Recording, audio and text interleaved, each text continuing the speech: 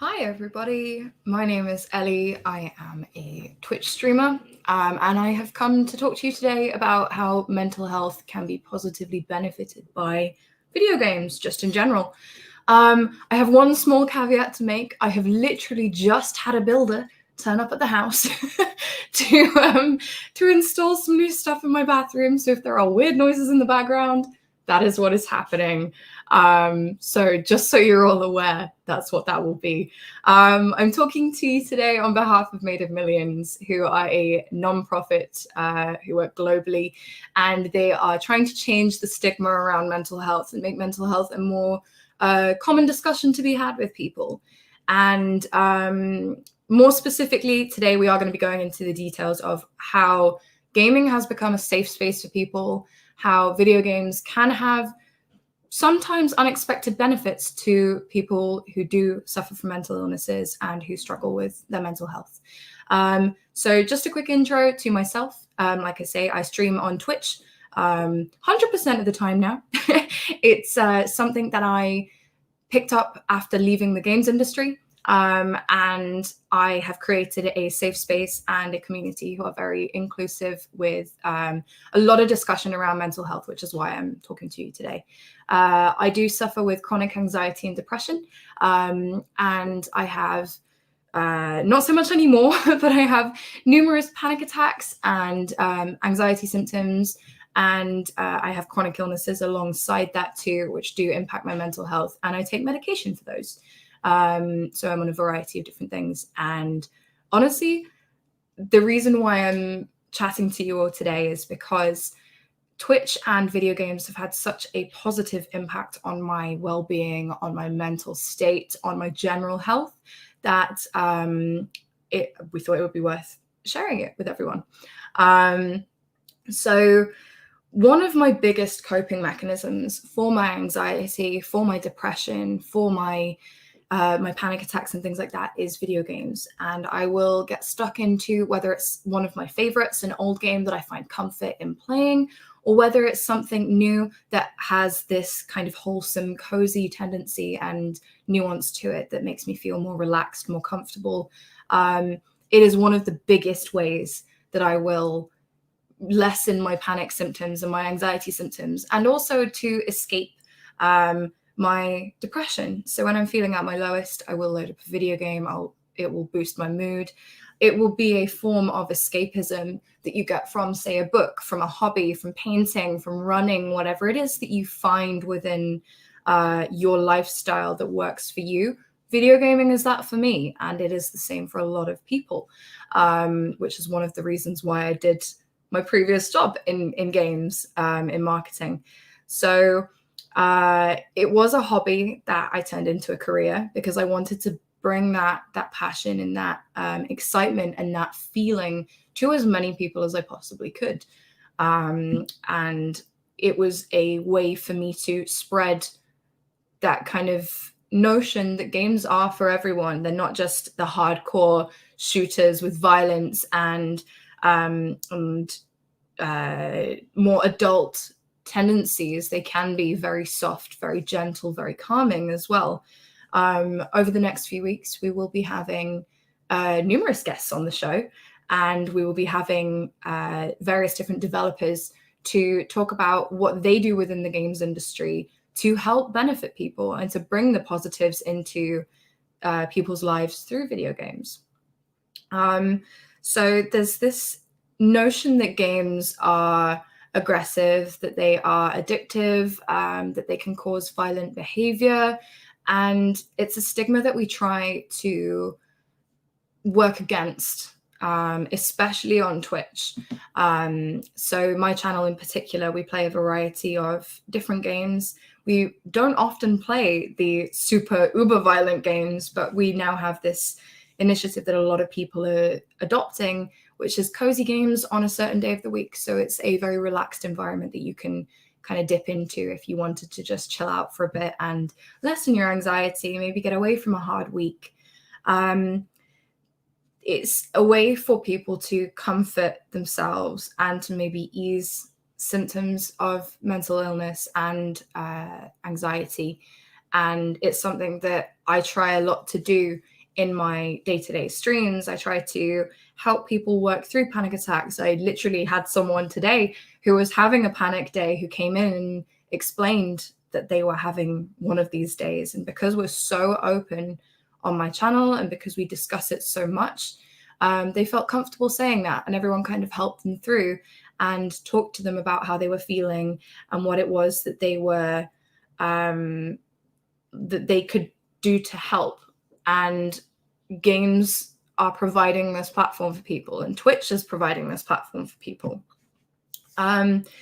So there is that aspect of video games and the Twitch community in general, but there are also the games themselves. There are a whole bunch of different games out there that are not your Call of Duty, hyper-realistic, violent shooters. There are games that can have specific soundtracks, specific mechanics to calm you and to make you feel more comfortable and bring about this quiet atmosphere that that you would normally get from, say, a spa or something like that. There are games that have a certain level of repetition that gets you into the mentality of thinking about something else and occupying your brain.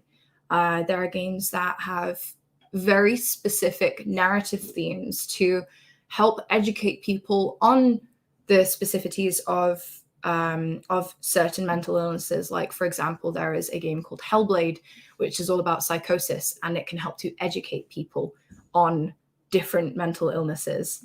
And then there are games that can help people work through their own experiences and their own trauma, and they will be very kind and gentle in the way that they do it to help guide people out of situations that they're in, maybe not even knowingly as well. Sometimes you do find that. And I feel like this is this whole genre of games that people generally don't see. They generally don't know it's there, and they don't realize that this is a huge coping mechanism for teens, adults, children, in any walks of life. So I've noticed this trend as well, that people who play games who haven't been diagnosed with any kind of mental illnesses might realize that they actually have something, or they might go off and explore and investigate their own mental health off the back of these kinds of games, because they will witness something that is said in a video game. They will witness a feeling, like they'll have this feeling that they haven't experienced before, and they will use that to maybe identify that there is something underlying. Maybe they should go to therapy, maybe they should explore medication options. And it's something that is a really useful tool for helping people identify that, which I don't think games get enough credit for, to be quite honest. So I spoke a little bit about how there's various different mechanics within games and various different ideas that are adopted for development that can help coax people into certain situations. So you will have, there's kind of like two main parties. You have applications and you have games themselves. So apps tend to be more on the self-care side. They'll be about breathing, they'll be about meditation, they'll be about thinking deeply and reflecting on yourself. And sometimes just simply just tapping a screen will help to focus your mind on something that is not your anxiety or your current depressive state. Whereas video games have you adopt a character, they will have you play a role, they will have you in something where you have to physically interact with it. So they do require a little bit more brain power and a little bit more involvement, but they will tend to be more effective in that regard. Games tend to, a lot of the time, use narrative as a way to guide people through situations. So my most recent experience with this, I think, would be a game called A Short Hike, and it's only about 2 hours long. It's a very simplistic art style, and you are a young bird who's gone camping on an island, and you're trying to get phone reception. The only place you can get phone reception is at the top of the mountain that the island is on. Basically, the mountain is on this island, and you have to climb your way up the mountain, meeting all the people around. There's people doing various different activities. They're running, they're camping themselves, the children are playing, there's beach ball, and you just kind of get sucked into this world. It's got very quiet, gentle, rhythmic music. It's got very simple mechanics, very simple controls, and you just walk around this island to climb up to the top. And when you reach the top, you have your phone call, and then you glide all the way down. And that feeling of building and getting up to the top distracts you from your own problems at that time. And then the release of gliding as the bird, spiraling all the way down the mountain to a completely different song that you've not heard yet in the game, is almost like a release. And I felt, as I was playing it, I felt this big kind of deep breath out as I did it. And this came at a very tough time for me. I played this game when I was struggling myself, and I came out the back of it feeling relaxed, feeling refreshed, feeling like I'd let a weight off of my mind, because this little bird in this game, I'd projected myself onto her, and she was having her own struggles, and she was overcoming things. She overcame this difficult climb. She helped people. She found things. She explored. She saw the beauty of the world. And that was a beautiful escape for me. And a lot of people don't realize that games like this exist.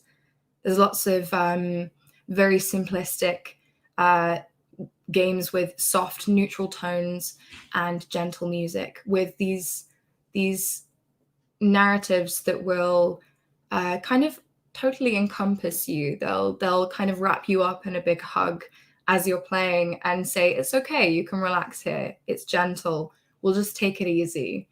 And I deeply appreciate these kinds of games, and I play them often to help release that anxiety in my brain.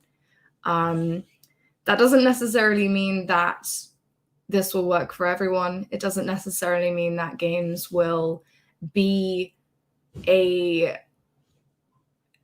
outlet for everyone and everybody finds that different types of things work for them. But it's like I say, it's an incredibly useful tool to help people let go a little bit, I think. These kinds of games as well, I feel like it's worth mentioning. These kinds of games do win awards outside of the games industry because of their groundbreaking tendencies, because of their ability to touch people in a way that's different to what you'd expect from video games. It's a very effective medium for bringing about interesting discussion and bringing about realizations. For example, I can't remember off the top of my head what the name of it is, but there's a game that specifically targets Alzheimer's and dementia patients, because it helps them exercise certain parts in their brains that they're losing connection to. And it's a very gentle game about solving puzzles to navigate your way through icebergs to get back to your island.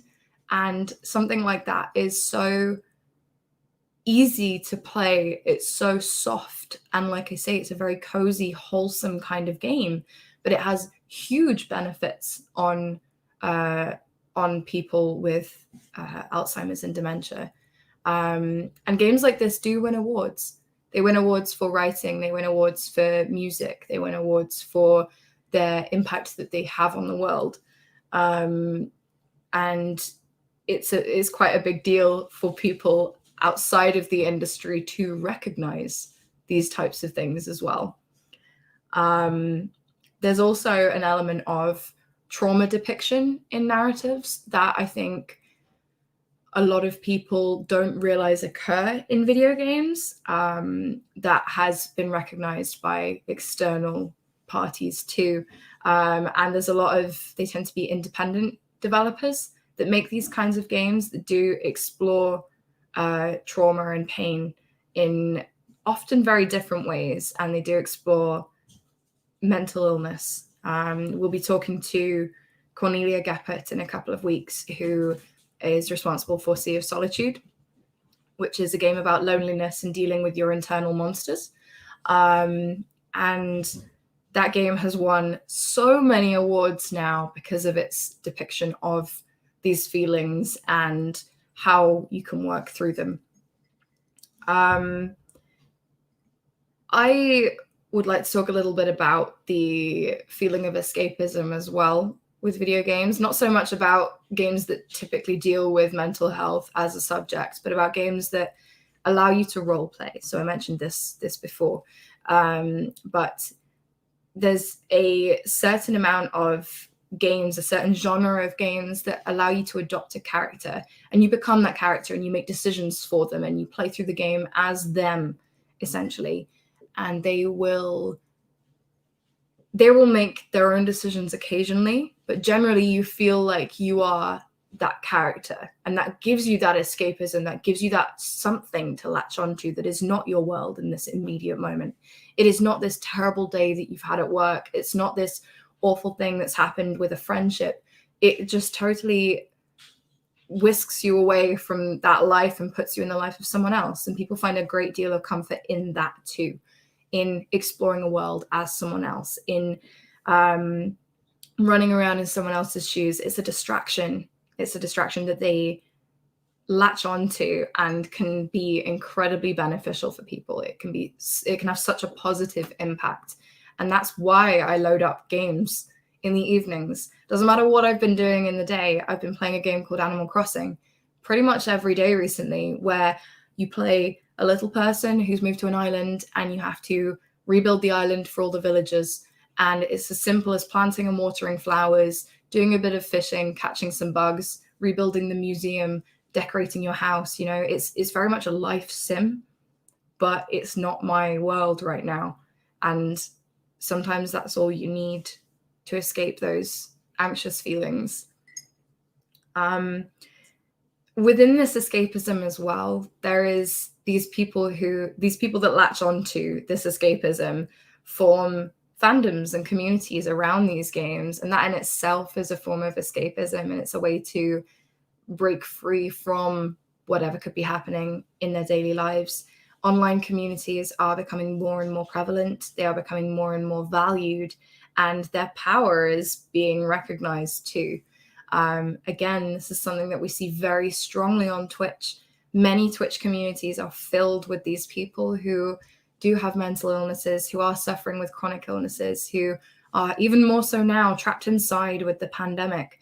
They haven't seen people for months, and they are joining these online communities to share in these experiences, to share in this escapism that the streamer has and feels, and they get the benefit of those feelings too. They have this break from their own headspace, from their own mindset, just for a short time, and they get to be amongst friends. And we find a lot as streamers that people like that gravitate towards streams because it's a place where they can be themselves with no judgment. Online, you have no responsibility towards people. People don't know who you are. There's a level of anonymity, so you can be whoever you want to be in there, and that in itself is escapism. It's incredibly humbling to see people sharing these experiences online and to talk about things that they maybe haven't necessarily spoken about before. Maybe they're trying out a new name, trying out new pronouns. Maybe they're trying to make friends. Maybe they don't ever speak online because of how how they feel their voice sounds, and they try it out with you and with your community. And that is incredibly humbling. And that experience it's a lot. Sometimes it can be a lot. But the fact that we can provide that level of escape for them and that level of comfort for them is incredibly humbling. It's really, really wonderful. And to see that passion that they feel so strongly about this form of escapism, this game for them means so much to them, to their mental health, that they want to go online and they want to shout about it. They want to make friends. They want to speak with like-minded people. And that is honestly wonderful. That sort of thing exists. And I think a lot of people don't give games enough credit for that. I think a lot of people write games off as being addictive and inciting violence and teaching people bad behavior and whatever. But it's this whole world that a lot of people don't explore. And I've had a very enlightening conversation with my mum very recently. She has always been skeptical of me playing games, always been skeptical of me having a career in games. And I told her about this talk, right? And I said to her that I wanted to share this experience with people. I wanted to share this knowledge with people and this passion. And she didn't understand how games could provide this for people. And I went into more details and told her about my experiences with games and my experiences with my community and how I have seen it in action. I've seen this develop. I've seen this I'm trying to think of a better word than escape. These people come in and they just throw away their whatever's happened in the day, and they're like, right, I'm here. This is it for me for the next few hours. This is where I am. You are my friends. I feel safe.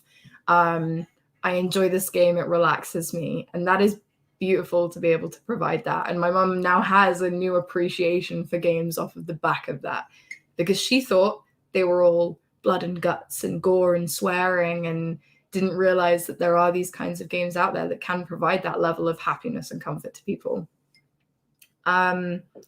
So I am in a position to take questions. If anybody wants to ask any questions about my experiences with games, about what I have helped people with, about what I would recommend, I can answer any kind of questions that you would like.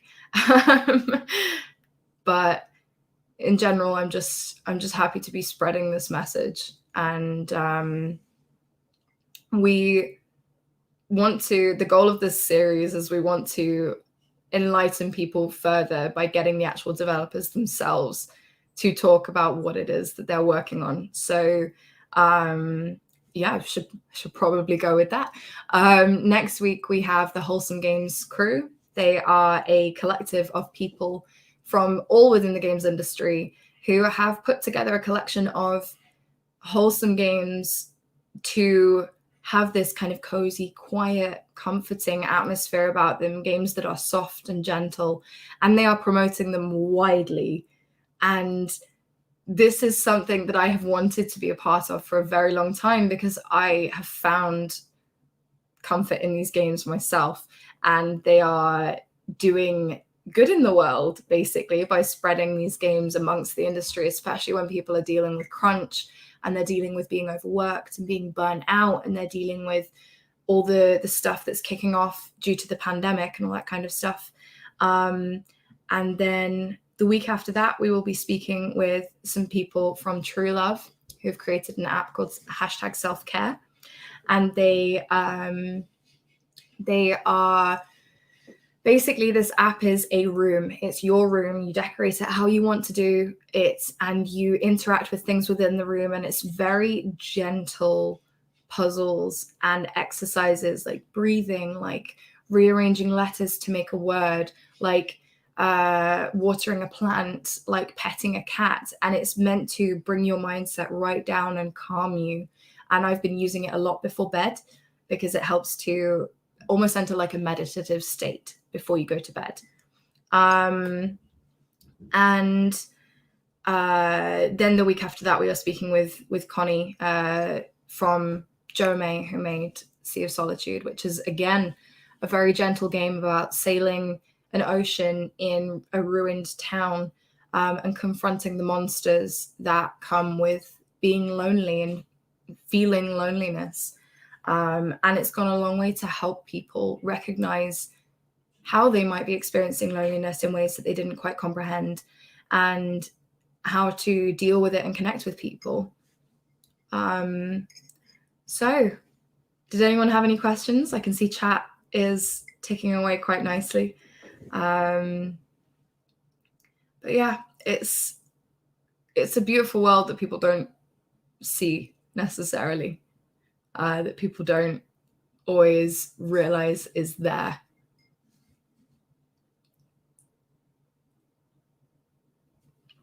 Sorry, I've only had one cup of coffee today, and I'm powering through. I wouldn't be surprised if gaming and VR are eventually a huge component of clinical therapy. So, Lauren, yes, it's actually starting to go that way. There are lots of scientific research teams and development teams as well that are working with them to help create games that can benefit people as their primary focus. So it's something that comes about from playtesting, which people don't necessarily realize is a part of making games. People think that games are just bug tested, but they're not necessarily. I guess a huge example of that would be one that's coming out. It's in early access at the moment, called Grounded. And for the first time, I think, in games, it features a mode that has, like, you can impact the settings to play with triggers and phobias. So it's about you play as a child who's been shrunk down, and you have to try and resize yourself back up. A bit like Honey, I Shrunk the Kids. But you are in your garden and you're surrounded by bugs. And obviously in gardens, there are spiders. And a big part of this game in the testing, when they were play testing it to see if it was fun to play, was people saying, I can't play this, it triggers me too much. And they've now created this system within the game where they can move sliders to make the game more accommodating to people with arachnophobia and with fears of spiders, where they become, essentially, it removes legs, it removes eyes, it removes color, it removes sounds, and you can play with that to find something that is comfortable for you. And it would not surprise me if more games start doing things like that in the future to help benefit people and make games more accessible for everyone. But during these kinds of playtests, you realize that certain things might be beneficial to people. So maybe it could be used to help people overcome arachnophobia. So you could do it in reverse, start them on the least offensive version of the settings and move it all the way from least offensive to most offensive, full spiders. And then they might be okay with that as an alternative to something like hypnotherapy, you know? It's something that, again, people don't give games credit for this. They have real psychological impact. And it's very interesting to see how people respond to different things. And it would not surprise me, like you say, if these sorts of experiences become a part of clinical therapy, especially with games dealing more with mental health and mental illness as subjects, and they explore this kind of thing. There's a game from a couple of years ago. I'm totally blanking on the name right now. Chat can maybe help me out with this. But you play as an artist who's like slowly going insane. And it's a horror game, but it made people really aware of symptoms and kind of headspaces that people who are clinically depressed, those kind of experiences that they can go through. Layers of Fear, that's what it's called. So thank you, Axel. So it's very interesting how it explores that kind of thing. And like you say, it can be very beneficial to help people work through things, as we'll see when we speak to Connie about Sea of Solitude. So Roxandra, I'm going to pop up your comment. For me, wholesome games are great, but even the shooty type games help me de-stress after a bad day at work. I'd rather take it out on game villains than in real life people. Yes, this is kind of what I meant a little bit by saying that people adopt a character and they kind of jump into that world. So as well as games being an escape, they can be an escape for anger, for de-stressing, for relieving tension and energy following a hard day, which again is a very valuable outlet for those kinds of feelings and that kind of emotion, so that you don't keep it all bottled up. So Ryan has said, for me, games offer a chance to engage with myself from another perspective rather than escape. They give me real agency in unreal worlds so I can explore in ways that would be impossible otherwise. Yes, that in itself is an escapism. I mean escapism in a way that it's not running away. It's just sort of teleporting your mindset to somewhere else so that you can go back to your world with a different outlook and maybe a more peaceful outlook, maybe more relaxed. But But a big part of games is having those experiences outside of your reality, outside of what's possible for you to experience. It's a way that people can, like you say, de-stress and see other perspectives, maybe experience things they wouldn't necessarily know. Like I know that Hellblade has had a huge impact on how people have viewed psychosis and how people have viewed schizophrenia and anxiety and things, because a big part of that game is a headphones experience where as you are playing, you hear voices in the headphones and you play it in surround sound so that you can hear these different voices. And as you experience more of it, the voices get worse. And I've not been able to play it myself. I've not been able to play through it because it's too triggering for me. But it's led a lot of people that don't experience these symptoms, that don't have any kind of mental illness, to realize what it is that people actually go through. So this exploring in ways that would be impossible otherwise and giving a different perspective is a huge deal in games. So Ryan has also said at Stanford they use a virtual reality experience to help immerse people in the lives of homeless people. Apparently it improved empathy and support for housing policies. There you go. It's beneficial because it gives you an experience that you wouldn't necessarily recognize normally, that you wouldn't necessarily know, that you wouldn't have witnessed or gone through. And I think that's incredibly important. It's also for people, especially VR, right now, VR is providing this entire world outside of your four walls that you're in right now, in lockdown, in during this pandemic, and people can go out and see different things. There's underwater experiences, there's theme park experiences, there's just general kind of gentle walking through the countryside games that you can play in VR, and they become more about, like I say, the experience, not a game. Games are not games anymore. They are experiences. So Shanadin has said, I love how games let you come to terms with certain things in a safe way. For example, games like Subnautica do a really good job of virtualization of loneliness, but safely and indirectly. So Subnautica is a game about crashing onto an alien planet, and you have to explore the oceans to find life and live there. And again, it's another one that I've not been able to play because I have a crippling fear of deep water. But it's very much about being alone and learning to cope on your own and dealing with the monsters that go bump in the night and all of that kind of thing. And it kind of gives you coping mechanisms that you wouldn't expect to gain from a game. Also, we have Alonso has said that Animal Crossing doesn't expect anything from you. There is a few games like this, simulation games, and then there's a few narrative-driven games like this. And we'll be talking with the Wholesome Games people about this next week, because this is what a wholesome game is. It provides a cozy, gentle, soft experience that doesn't require anything from you. It doesn't require skills. It doesn't require brain power.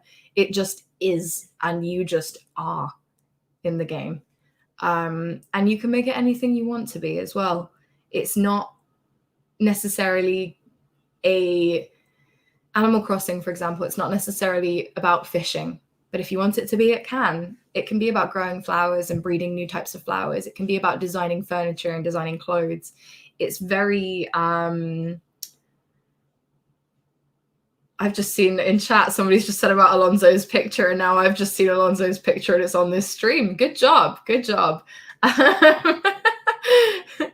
But yeah, it's about escaping. It's digital forms of escapism, like a book. You read a book to experience that world and to be in a different character's shoes and not have your own headspace for a little while. And games do that really well. Is there any other questions? Because I think that pretty much sums it all up for today. This was an introduction to the series that we're running It is a basic recap on who I am. Some of you might have seen me before. Some of you might know me from my channel. But it's so that you can know what it is that's coming, basically. We're going to have some very interesting discussions with these developers over the next few weeks. Silver Tom has just said it perfectly. He said it's a diversion from the real world. And I think that pretty much sums it up. It's a diversion. It's a second brain space. It's a different frame of mind. And I think we can probably leave it there for today. So thank you everyone for tuning in. You can find me on Twitter, on Twitch. You can go and follow Made of Millions for some more content as well. And check out the Made of Millions website for various other live stream series, for one-offs, for panels, Q&As, educational videos, all that kind of stuff. And we will be back next week, same time, 2 p.m. PDT, for a chat with Jenny, Oral, and I'm blanking on his name. The creator of Wholesome Games, basically. I feel really bad now. But yeah, we'll be back next week. I'll see you all soon. Thank you so much for tuning in and for the comments and questions. See you soon. Bye.